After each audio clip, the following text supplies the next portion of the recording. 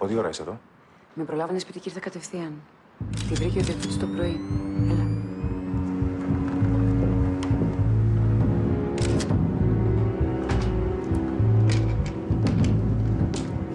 Ληστεία. Δεν μοιάζει.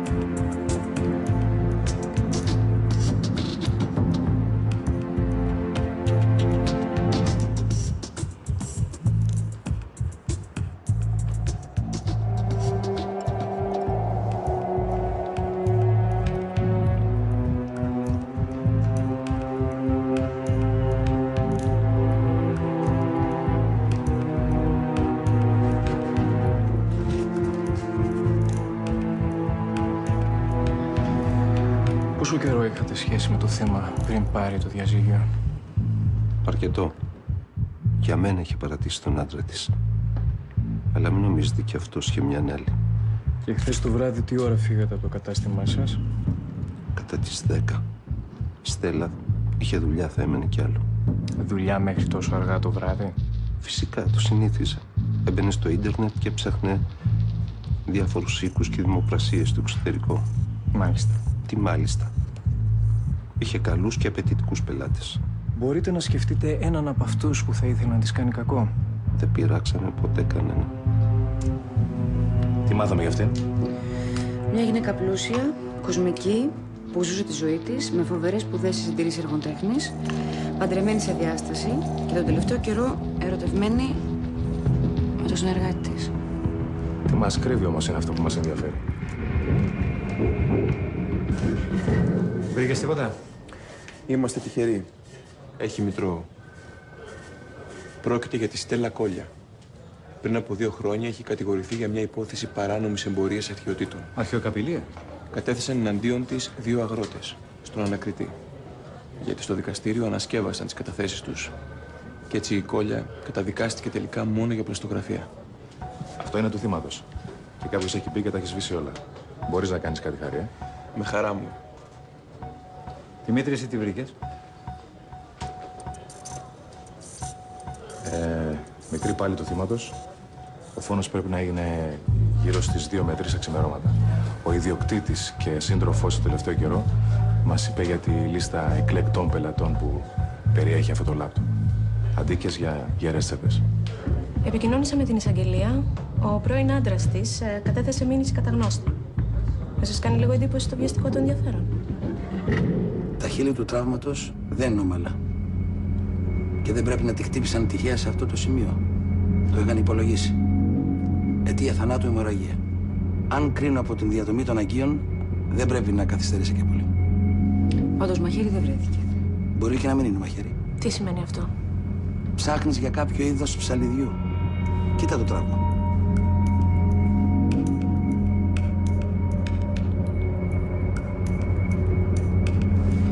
Ενδείξεις βιασμού? Δεν νομίζεις ότι βιάζεσαι? Καλά, άσε. Θα ετοιμάσω την έκθεση και θα περάσω εγώ. Δηλαδή για μένα δεν έχεις τίποτα? Ναι, στον πάγο είναι. Έχω τα σωληνάρια για τις μικροβιολογικές και στα φιαλίδια ό,τι εντόπισα από τρίχες και κοιλίδες. Ναι.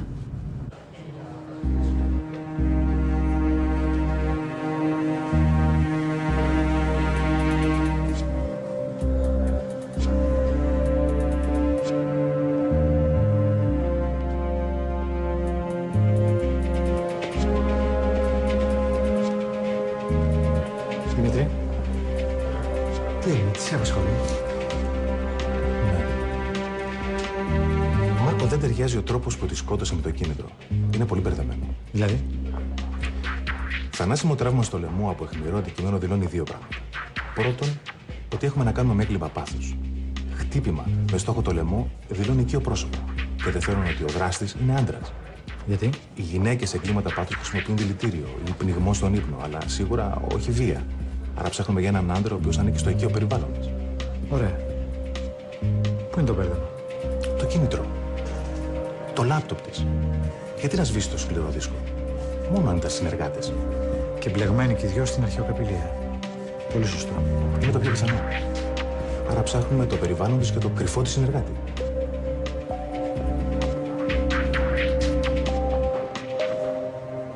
Όμως, Δημήτρη, δεν μου είπες.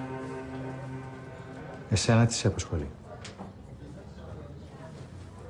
Περιμένουμε τις απαντήσεις από τον γιατρό σήμερα.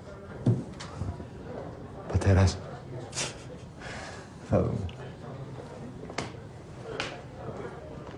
Ίσως δεν ξέρετε ότι τον τελευταίο καιρό ήταν σε διάσταση με το θύμα και επίσης είχε ήδη φτιάξει τη ζωή του με άλλη γυναίκα. Νομίζω πως πρέπει να κάνουμε μια κουβέντα με αυτόν τον κύριο. Πόσα χρόνια ήσασταν παντρεμένος με το θύμα? 2. Γνωριστήκαμε στην ομάδα του καθηγητή Στρατέλη. Συμμετείχαμε στις ανασκαφές που έκανε.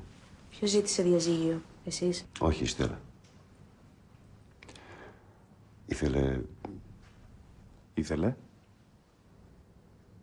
Ήθελε παιδί, εγώ δεν ήθελα και αποφάσισε να με αφήσει. Ακούστε τις ποινής. Η Στέλλα για μένα ήταν ο άνθρωπός μου. Ό,τι και να συνέβαινε ανάμεσά μας. Και τον τελευταίο καιρό που υποτίθεται ότι με άφησε, ό,τι και να συνέβαινε πάλι σε μένα ξαναγύριζε.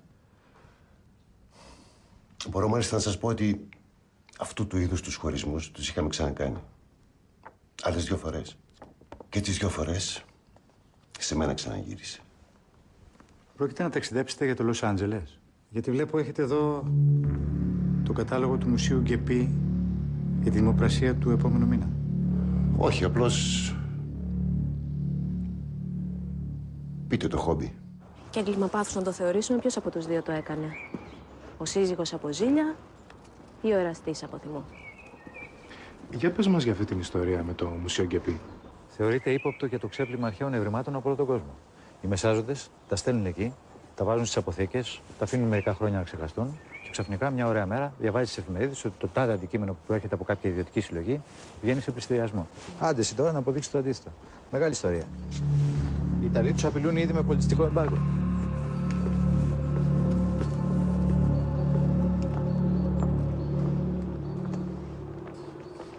Κακώς ανακατεύεστε, Μαρκό. Η υπόθεση αυτή προς το παρόν ανήκει στο τμήμα μας. Θες να στο θυμίσω? Τμήμα Αρχαιοκαπηλείας της Γενικής Ασφαλείας. Και όπως καταλαβαίνεις... Ναι, αλλά έχετε στοιχεία ότι ο φόνος συνδέεται με κάποια υπόθεση αρχαιοκαπηλείας? Μαρκό, και να είχα, έτσι που συμπεριφέρεστε, δεν θα σας τα κοινοποιούσα. Ποιο είναι το πρόβλημα? Πραγματικά όμως. Ποιο είναι το πρόβλημα? Ότι δεν μου αρέσει η ομάδα σου. Δεν υπάρχει καν ένα σαφές νομοθετικό πλαίσιο που να ορίζει την αρμοδιότητά σας. Άρα, εσείς θα ακολουθήσετε εμάς και όχι το αντίθετο. Εντάξει. Εντάξει.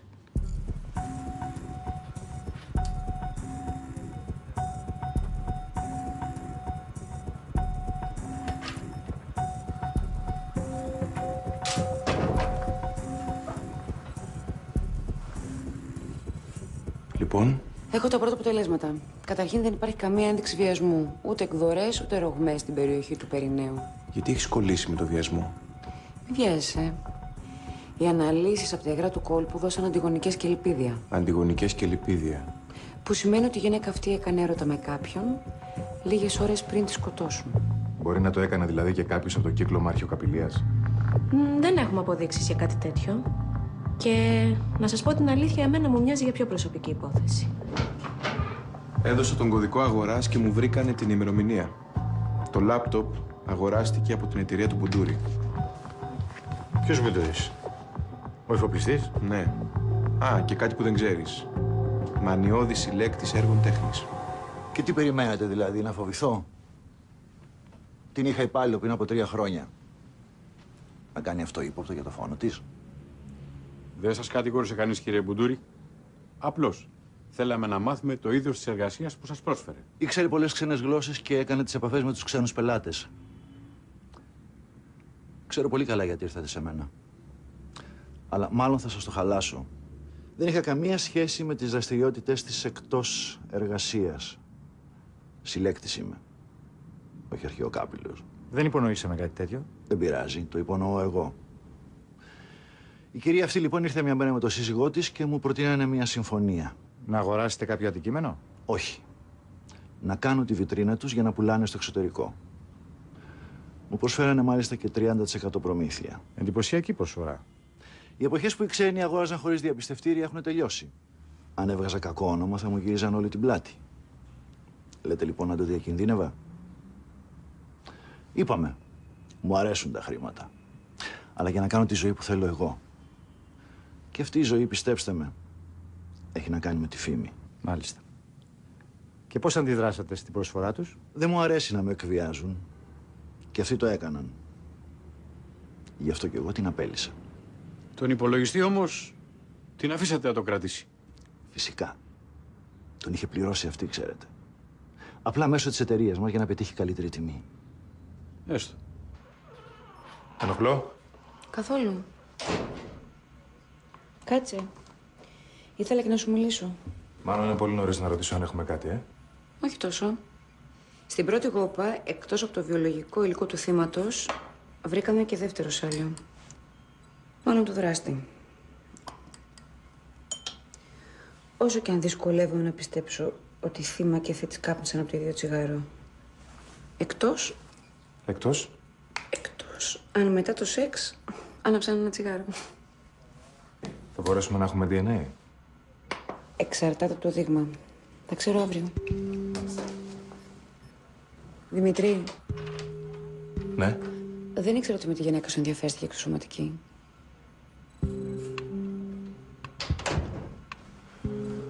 Δεν ξέρω αν ενδιαφερόμαστε ή όχι. Είναι μια σκέψη, ας πούμε. Επειδή έχω ένα εξάδελφο ειδικό. Είναι πολύ καλός. Αν θες κάτι, του μιλάω. Άννα, θα το εκτιμούσα πολύ αν... Ξέρω.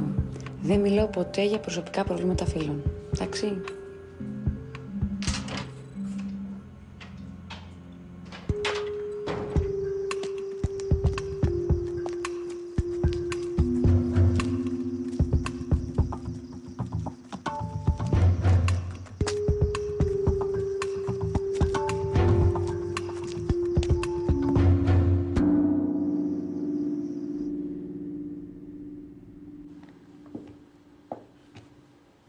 Εδώ είσαι ακόμα?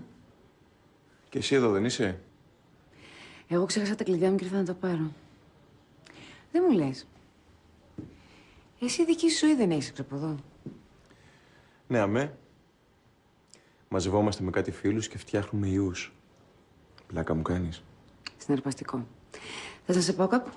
Αν μ' αφήσεις να κεράσω τις μπύρες. Χαρή, είσαι φοβερό παιδί. Μην το πεις. Δεν είσαι ο τύπος μου. Πάλι καλά που δεν είπες ότι με βλέπεις σαν φίλο. Έχω βαρεθεί να με βλέπουν όλοι σαν φίλο. Αυτό το τελευταίο μη διαρρεύσει γιατί έχουμε και μια φήμη, Τουλάχιστον θα με πας μέχρι το σταθμό. Αν είναι να συνεργαστούμε, θα πρέπει να έχουμε άμεση πρόσβαση στα στοιχεία σας. Εντάξει.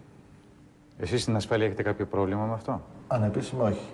Λοιπόν, εδώ και 4 χρόνια στο Υπουργείο Δημόσιας Τάξης ψάχνουμε μια γυναίκα που διακινεί παράνομα αρχαιότητες στο εξωτερικό.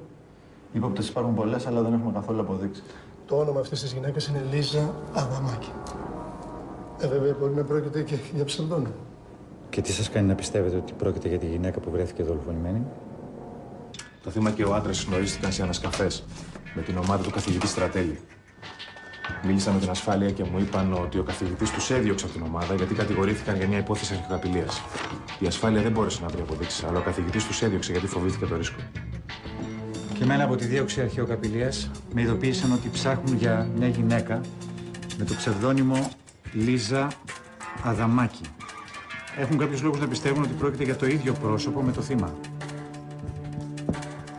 Από πού προκύπτει αυτό? Το θύμα και η Αδαμάκη δούλευαν και οι δυο για το Μπουντούρι. Τον οποίο καλό είναι να παρακολουθήσουμε. Ναι. Χάρη, εσύ τι έκανες με το λάπτοπ? Καμία μνήμη, κανένα αρχείο, ούτε καν στον κάδο ανακύκλωσης. Σαν να μην χρησιμοποιήθηκε ποτέ. Κρίμα, νόμιζα ότι θα έβρισκες κάτι. Και έχεις δίκιο που το νόμιζες. Ο κόσμος πιστεύει ότι όταν ένα αρχείο διαγραφεί χάνεται για πάντα. Το οποίο είναι τελείως λάθος. Γιατί ο υπολογιστής κρατάει το φορτίο, το μεταφέρει σαν θέση και το ονομάζει αόρατο. Και εσύ το κάνεις ορατό. Και τι ανακάλυψες? αρχεία μουσείων και μεγάλων οίκων ανά τον κόσμο με ημερομηνίες δημοπρασιών για ολόκληρο τον επόμενο χρόνο. Και μια λίστα ονομάτων επίσης από όλο τον κόσμο. Πιθανώς πλούσιοι συλλέκτες και πελάτες. Το ερευνάμε. Τώρα προσπαθώ να ανασύρω τα mail της. Θα σας ενημερώσω. Φραγκόπουλος. Ψάχνουμε για κάποιον που θα γινόταν πατέρας. Το θύμα ήταν έγκυος. 2 μηνών. Μάλιστα. Ας αρχίσουμε από τους 2 βασικούς. Τον πρώην σύζυγο και τον εραστή. Πρέπει να τους πάρουμε δείγμα για DNA.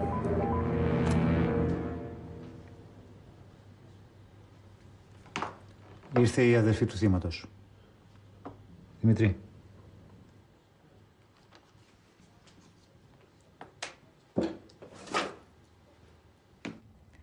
Η αδελφή μου είχε καταδικαστεί άδικα. Αυτές οι μπουρδες για αρχαιοκαπηλεία δεν αποδείχτηκαν ποτέ. Πιστεύετε ότι θέλουν να την μπλέξουν? Γιατί δεν σέβεστε τον πόνο του άλλου. Τι ψάχνετε, τα παλιά είναι νεκροί. Πώς αλλιώς, κυρία Κόλια, θα βρούμε αυτό που το έκανε? Ό,τι περισσότερο μας πείτε, τόσο καλύτερα. Την απειλούσε ο Μάκης. Ο πρώην σύζυγος. Δεν μου έλεγε το λόγο. Πάω στοίχημα όμως ότι ήταν για το διαζύγιο. Δεν θα την άφηνε να φύγει με τίποτα. Και η αδελφή μου ήταν έγκυος. Τι σχέση έχει αυτό? Οι δυο τους κάνανε πολύ καλές business. Μαζί δεν κάνανε, αλλά όταν ήταν για τα λεφτά, χώρια δεν μπορούσαν. Και ο Μάκης δεν ήθελε παιδιά.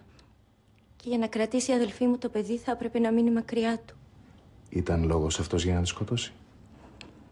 Τον συχαίνομαι. Πάντα το συχαινόμουν. Σας είχε αναφέρει ποτέ το όνομα Λίζα Αδαμάκη? Θυμάμαι ότι είχε φίλη μια Λίζα, αλλά δεν ξέρω το επιθετό της.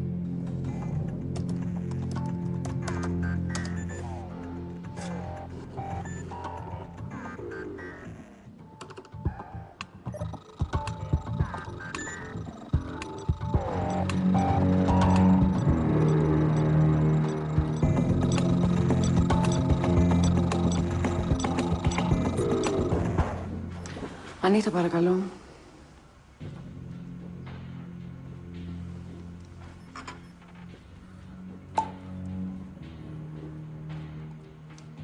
Ευχαριστώ.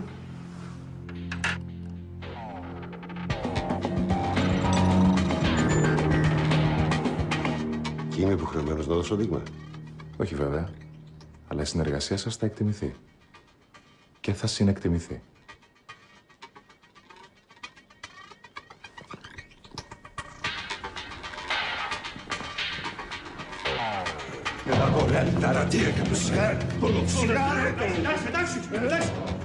Εντάξει. Θα πούμε όταν έρθει η ώρα.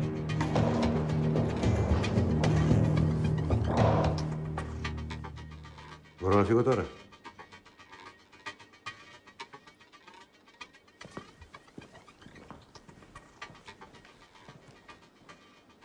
Τους φοράξαμε για δείγμα DNA. Ο Χρήστος έδωσε, ο Μάκης όχι. Μάρκο, έρχεσαι λίγο. Καταφέρα να σπάσω τα mail.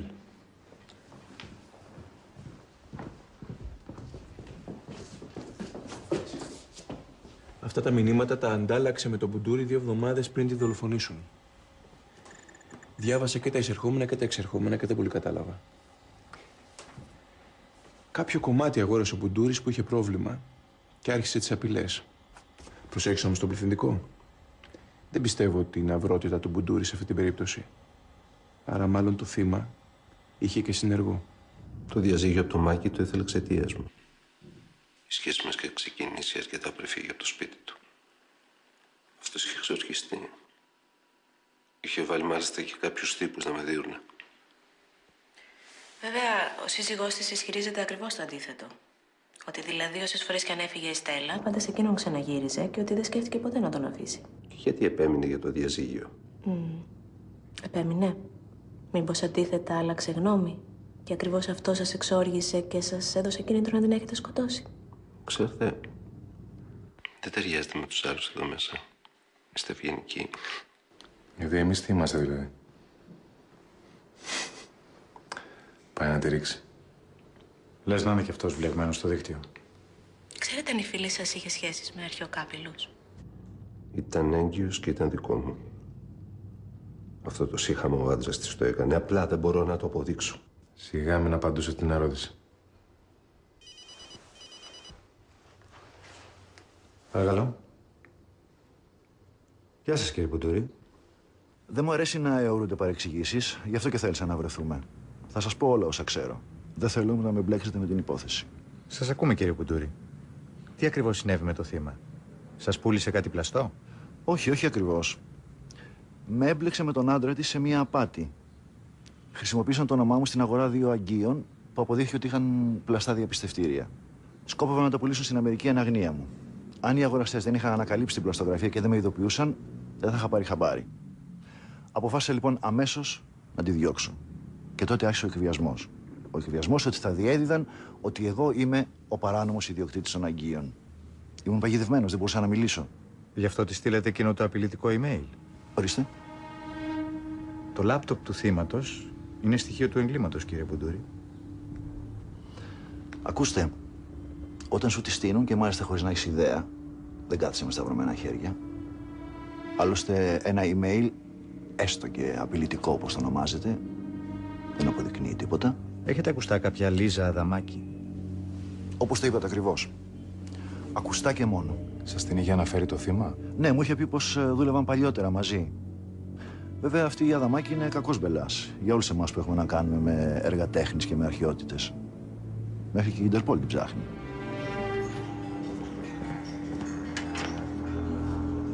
Βγήκαν αποτελέσματα. Έχουμε ταυτοποίηση του DNA του Χρήστου με το σπέρμα που βρέθηκε στο θύμα. Άρα ο Χρήστος είναι αυτός που κάπνισε το ίδιο τσιγάρο μετά το σεξ. Και μετά? Μην βιάζεσαι. Εδώ δεν υπάρχει ταυτοποίηση με το δεύτερο σάλιο από το τσιγάρο. Ούτε και με το γεννητικό υλικό του εμβρίου. Ο Χρήστος δεν είναι ο πατέρας. Παρόλο που αυτός πιστεύει ότι αυτός είναι ο πατέρας. Ή το πίστευε. Γιατί αν κάποια στιγμή έμαθε την αλήθεια, έχει σοβαρό κίνητρο. Πρέπει ο άντρας της να μας δώσει δείγμα για εξέταση DNA. Θα ζητήσουν ευγένταλμα. Είναι θέμα χρόνου να έχω το ένταλμα, αν το ζητήσω. Όσο περισσότερα μας πεις, τόσο το καλύτερο για σένα. Μου λέτε ψέματα. Αυτά είναι τα αποτελέσματα των εξετάσεων. Ρωτήστε όποιον γιατρό θέλετε. Το παιδί δεν ήταν δικό σας. Και αυτό εδώ, φίλε μου, σε κάνει ύποπτο. Μου έλεγε πως είναι δικό μου. Την πίστεψα, συνέχεια μαζί ήμασταν. Τον άντρα της τον απέφευγε. Άλλωστε σας το είπε, κι αυτός είχε βρει μια άλλη. Δεν υποπτευθήκατε ποτέ τις συναλλαγές της? Εντάξει, όλοι όσοι έχουν σχέση με το χώρο το ήξεραν ότι η Στέλλα δεν είναι καθαρή. Εγώ την πίεζα να σταματήσει, να κάνουμε μια νέα αρχή. Μου έλεγε πως δεν την άφηνε ο άντρας της. Μια φορά μάλιστα τους έπιασαν να μιλάνε στο τηλέφωνο. Κάποια δουλειά κανόνιζαν. Μου φαίνεται άκουσα το όνομα Μπουντούρης. Δεν ήσουν περίεργος να μάθεις τι δουλειά ήταν αυτή? Πίστευα ότι προστάτευα τη σχέση μας. Με το να μην γνωρίζω λεπτομέρειες. Ξέρετε, όταν πας να φτιάξεις τη ζωή σου με κάποιον, καλύτερα να μην τα ξέρεις όλα.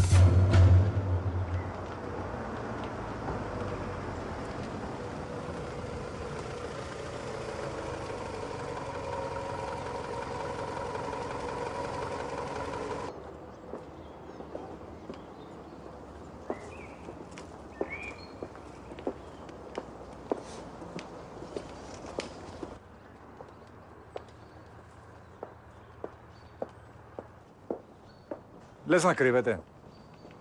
Και αυτή η σακούλα σκουπιδιών τι κάνει εκεί? Το Μάκη ψάχνετε? Ναι. Μήπως ξέρετε πού μπορούμε να τον βρούμε? Συνήθως επιστρέφει το μεσημέρι κατά τις 3. Θα είχατε την καλοσύνη, κυρία... Λοΐζου. Κυρία Λοΐζου, να του πείτε να μου τηλεφωνήσει. Μάρκος Παπαλουκάς. Την αστυνομία είστε? Εγκληματολογικό. Δεν τον αφήνετε ήσυχο τον άνθρωπο. Δεν φτάνω όσο τράβηξα από αυτή τη γυναίκα. Τι τον εκθέτετε έτσι? Να του μιλήσουμε θέλουμε μόνο. Ο Μάκης είναι πολύ σωστός άνθρωπος.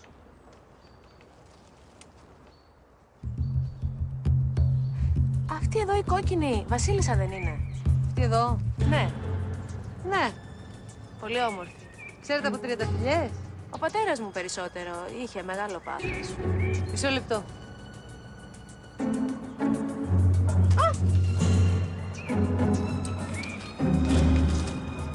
Σας ευχαριστώ πολύ. Παρακαλώ.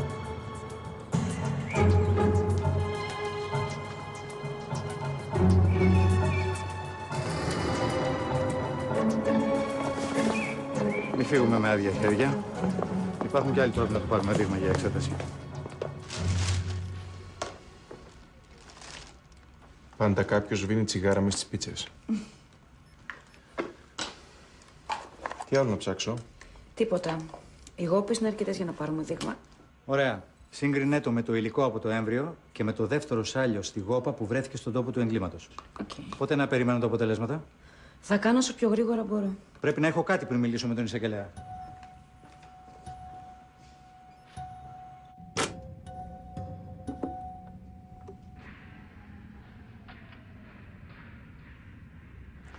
Έτσι κι αλλιώς ήταν αγορασμένο στο όνομά μου.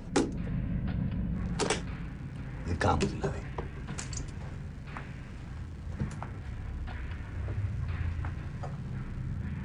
Και τι θα τα κάνεις με πλαστά διαπιστευτήρια? Έχω τον τρόπο μου. Άλλο δεν μπορώ να καταλάβω. Πώς την πατήσατε έτσι. Και μη σου περάσει από το μυαλό τίποτα τρελές ιδέες για εκβιασμούς και τέτοια. Βλέπεις ότι δεν βγάζουν σε καλό.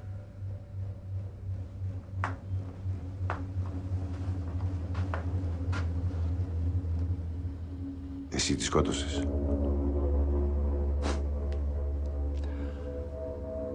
Καληνύχτα. Μη στεναχώ. Δεν με ενοχλεί εμένα. Έλα, κορίτσι μου τώρα. Εγώ εσένα θέλω. Ναι, θέλω μωρό, αλλά... Μελίνα.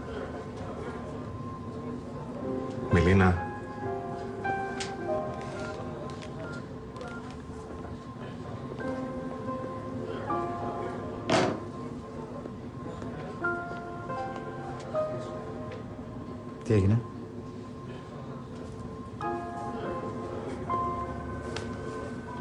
Μην να σου πω κάτι. Είστε νέοι ακόμα. Δεν είναι αυτό. Τίποτα. Μάρκο, ξέρεις, σκεφτόμουν. Το θύμα ήταν έγκυος. Αυτό κάτι μας λέει. Για τη ζωή και το θάνατο? Όχι, δεν το πήγα εκεί. Ο δράστης πιστεύω ότι ήξερε ότι ήταν έγκυος. Αυτό πώς το βγάζεις? Στα εγκλήματα πάθους έχουμε συνήθως πολλαπλά χτυπήματα σε διάφορα σημεία του σώματος. Κυρίως όμως εδώ και εδώ.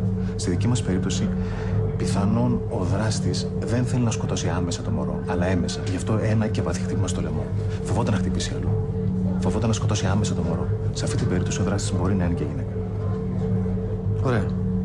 Ψάχνουμε για όλους όσους ήξεραν ότι ήταν έγκυος.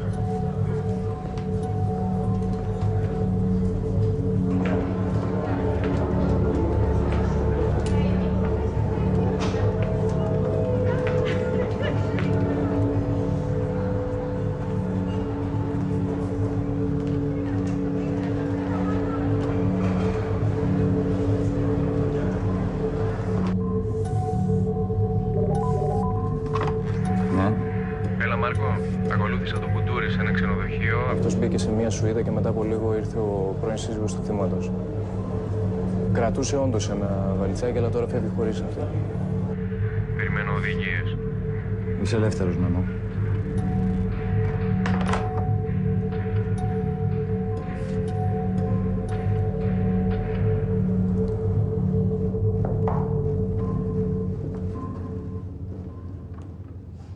Μπορεί να παρευρίσκεται και ο δικηγόρος σας, αν θέλετε. Δεν θέλω κανέναν δικηγόρο. Ρωτήστε με αν τελειώνουμε. Ωραία. Καταρχάς, θα ήθελα να μου μιλήσετε για τη συνάντησή σας με τον Μπουντούρη χτες το βράδυ. Δεν ξέρω τι είναι αυτά που μου λέτε. Αυτά τα δυο αγγεία όμως τα ξέρετε. Και αυτό το απειλητικό mail που σας έστειλε ο Μπουντούρης. Αν συνεργαστείτε πάντως θα έχετε καλύτερη μεταχείριση. Θα σας το επιβεβαίωνε και ένας δικηγόρος. Είχαμε κλείσει μια καλή δουλειά με τη Στέλλα με αυτά τα αγγεία. Θα βγάζαμε πολλά λεφτά με τα πλαστά διαπιστευτήρια, αλλά τα ανακαλύψανε. Τότε η Στέλλα σκέφτηκε άλλο τρόπο να βγάλουμε λεφτά.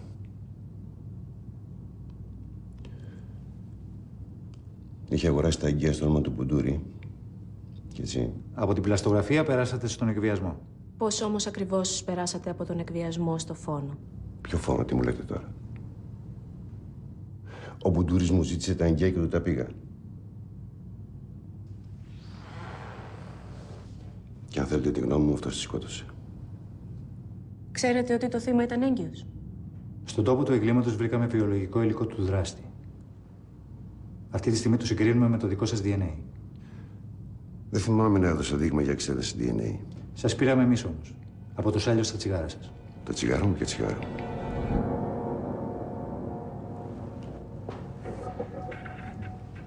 Δεν συνεχίζω, θέλω τον δικηγόρο μου.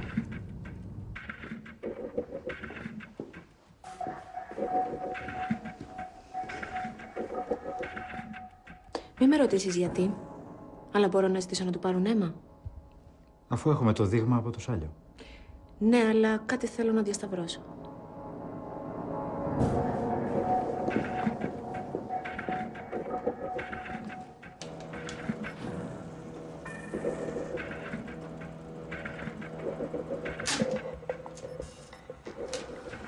Έχουμε πρόβλημα. Γιατί? Σε ένα μέσο καπνιστή, το 6% της αιμοσφαιρίνης του μετατρέπεται σε ανθρακυλαιμοσφαιρίνη. Ενώ εδώ τι ποσοστά έχουμε? Πολύ χαμηλότερα. Επομένως αυτός ο άνθρωπος δεν είναι καπνιστής. Οπότε εγώ πεστίνος είναι. Αυτές παραμένουν του δράστη, που προφανώς είναι άλλο πρόσωπο και που το προηγούμενο βράδυ ήταν στο σπίτι του Μάκη.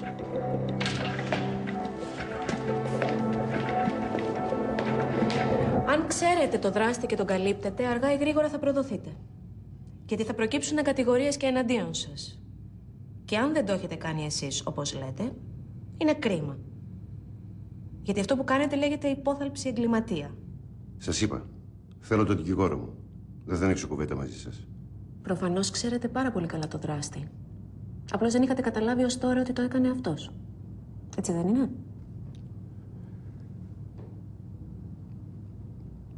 Θέλω τον δικηγόρο μου.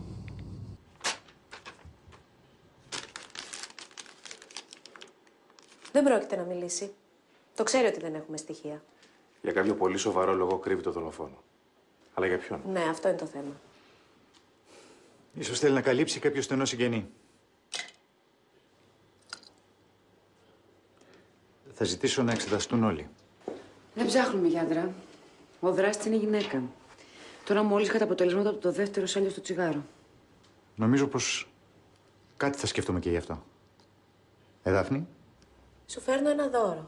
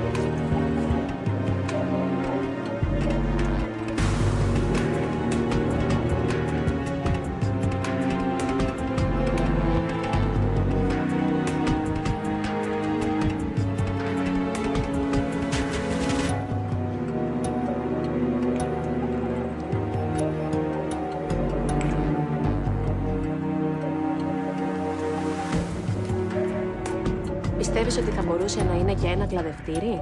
Νομίζεις ότι ταιριάζει το κόψιμο? Φέρ' το με εσύ και όλα θα απαντηθούν. Δεν αργώ.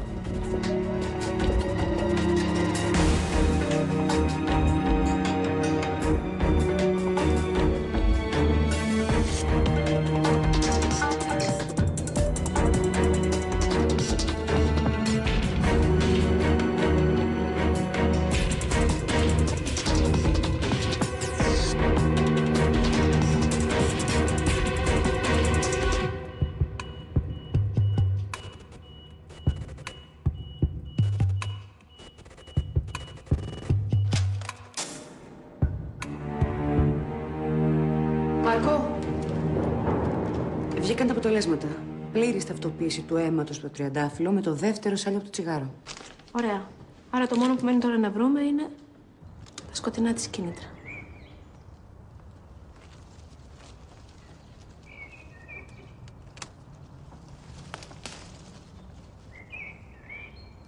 Κυρία Λοΐζου, καλημέρα. Να σας κάνουμε μερικές ερωτήσεις. Φυσικά. Δεν πάμε μέσα. Πού ήσασταν το βράδυ που δολοφονήθηκε η Κόλια? Με τον άντρα της. Με το Μάκη είχαμε σχέση εδώ και πολύ καιρό. Δεν σας το είπε? Ξέρετε, στο χώρο του εγκλήματος βρέθηκε δικό σας βιολογικό υλικό. Καπνίσατε από το ίδιο τσιγάρο με το θύμα. Τι είναι αυτό που λέτε, δεν σας καταλαβαίνω. Μην μπαίνετε στον κόπο να το αρνηθείτε. Έχει γίνει και η ταυτοποίηση. Δεν θυμάμαι να έδωσα δείγμα. Υπήρχε. Στα τριαντάφυλλα που μου δώσατε. Και αν αυτά δεν είναι αρκετά για το δικαστήριο, το πόρισμα από την εξέταση που θα κάνουμε στο κλαδευτήρι πιστεύω ότι θα τους καλύψει.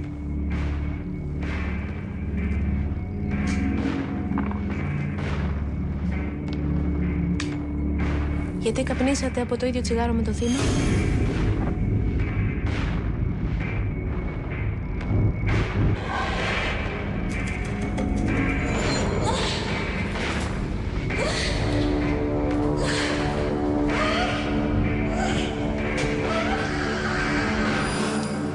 Κάνει πολύ κακό τελικά.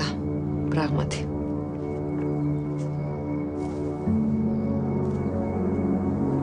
Κυρία Λοΐζου, αυτό το βιβλίο το έψαχνα χρόνια. Δικό σας είναι? Ναι, σας το χαρίζω αν θέλετε. Το έχετε βλέπω από παλιά. 5η Δημοτικού. Λίζα Αδαμάκη. Το παλιό σας όνομα. Και το Λοΐζου. Πάντα μου άρεσαν τα ψευδόνυμα. Και προδοθήκατε έτσι απερίσκεπτα. Γιατί το κάνατε αυτό? Γιατί ήταν μια σιχαμένη. Ήταν έγκυος. Ναι. Και αυτό ήταν το τελευταίο της κόλπο για να λυγίσει ο Μάκης και θα τα κατάφερνε. Κάποιος δεν έπρεπε να τη σταματήσει. Είπατε τίποτα στο Μάκη? Όχι. Το κατάλαβε κάποια στιγμή και ζήτησε δικηγόρο. Δεν ανέφερε κάτι για σας. Ο καλός μου. Τουλάχιστον θα κρατηθεί έξω από όλα αυτά.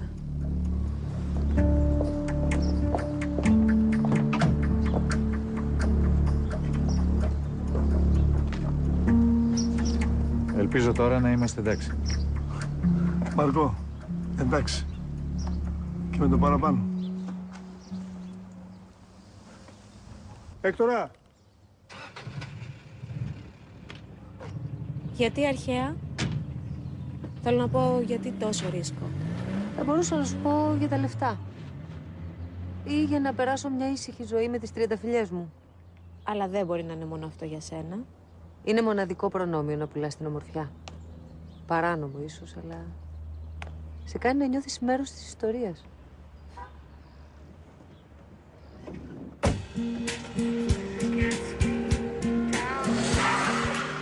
Το σύνδρομο του Ηρόστατ. Έβαλε φωτιά στο νεό της Εφέσου για να μείνει στην ιστορία.